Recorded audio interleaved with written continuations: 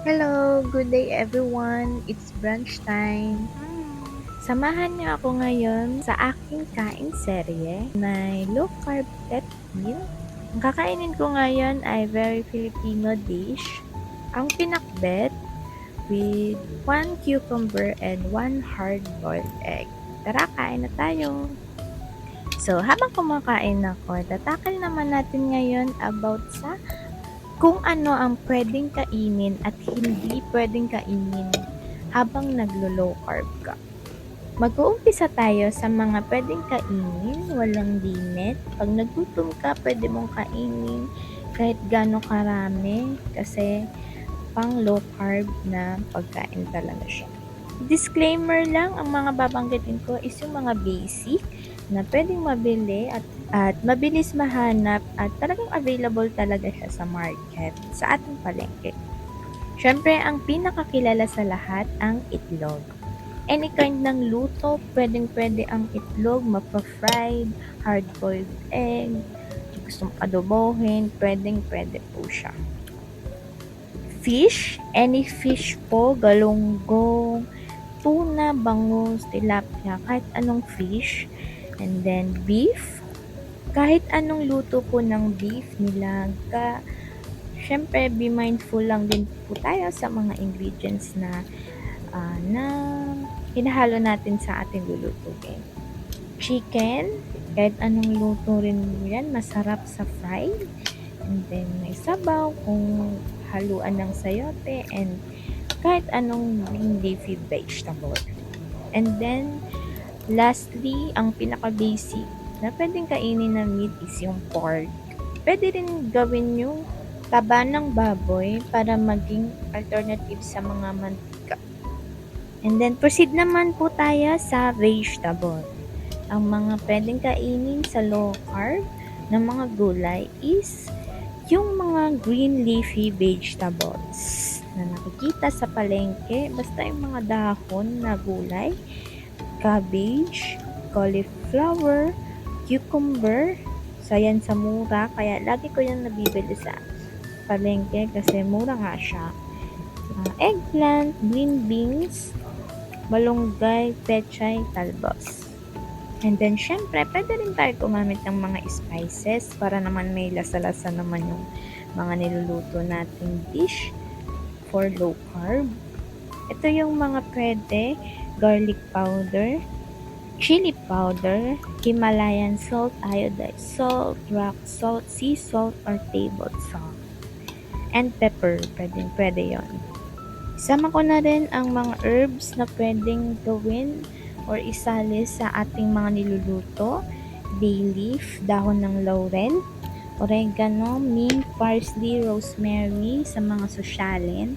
Pwede natin yung ilagay sa ating mga niluluto. Dako naman tayo sa mantika na ginagamit natin, safe for low carb. Narito ang avocado oil, butter, coconut oil, lard, and tallow. Yung lard, yun yung taba ng baboy na sinabi ko kanina. And yung tallow, yun naman yung taba ng baka. Madaling-madali lang naman yun i-prepare. Bali, yung mga puro taba lang nila. And then, parang gagawin lang chicharon. And then, yung chicharon, pwede mo maging snacks yun. And isama sa mga meal prep mo as low carb. Diba? Ganun lang kadali. And yung mga oil nila, ilalagay mo lang sa malinis na glass container for daily use. Ito naman yung mga pwedeng kainin sa low carb pero hindi araw-araw. Bali, sometimes lang pag nag-crave ka sa fruits, pwede mo siyang kainin. Kung mahilig ka mag-bake, kung gusto ng mga alternative na noodles, rice, or mga ibang snacks na pasok naman din talaga sa low carb. Ito yung mga sometimes to the list ng food sa low carb. Babanggitin ko lang yung mga iilan. Sa fruits, avocado, berries, lemon, watermelon, pwede. Sa baking naman, ang mga harinang gagamitin, almond flour, coconut flour, yun yung mga basic na mabilis na makita. And then sa alternatives, shirataki noodles, shirataki rice, pasok na pasok po yun. Sa sugar, stevia, yon. And then, pwede na rin ng snack, nuts and seeds, almonds, cashews, chia seed, hazelnut, macadamia nuts. So, basta ang usapan is sometimes lang siya, hindi siya araw-araw kasi nakakasama rin siya pag araw-araw na kakainin. At syempre kung may pambara, meron tayong panulak version ng low carb. And then ito na yung mga pwede nating inumin: water, coffee, black coffee, no sugar, no creamer, green tea, cocoa, cacao, tableya, coconut milk, almond milk, and electrolyte drinks. Next naman, ang mga pagkain hindi pwedeng kainin, food to avoid while naglo-low carb ka. Pero disclaimer lang, once na nag-start ka palang mag-low carb, hindi naman dapat na zero talaga itong mga pagkain na to. Bawas-bawasan lang, and eventually, sanay na ang katawan, saka natatanggalin talaga to kasi ito yung nakakapagpatigil sa pagtutunaw ng taba sa ating katawan. So, ang unang-una dyan is yung starchy carbs like rice, pasta, noodles, then sugary fruits, ripe mango, orange, pineapple, starchy vegetable, yung kalabasa, potato, sweet potato, cassava, sugary drinks, yung mga regular soda, fruit juice, energy drink, refined oil, sunflower oil, soybean, cottonseed oil, canola oil, and then mga artificial na foods like margarine, cookies, chips, and other junk foods.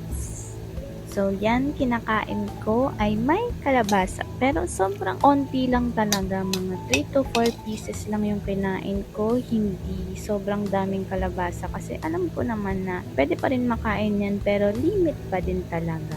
At alam naman natin pare-pareho na isa rin naman siya sa mga vegetable natin.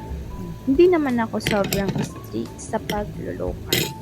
So, ayan na nga, tapos na tayo sa mga pagkain ng low carb na pwede at hindi pwedeng kainin. At may dinagdag din ako na sometimes pwede naman natin kainin.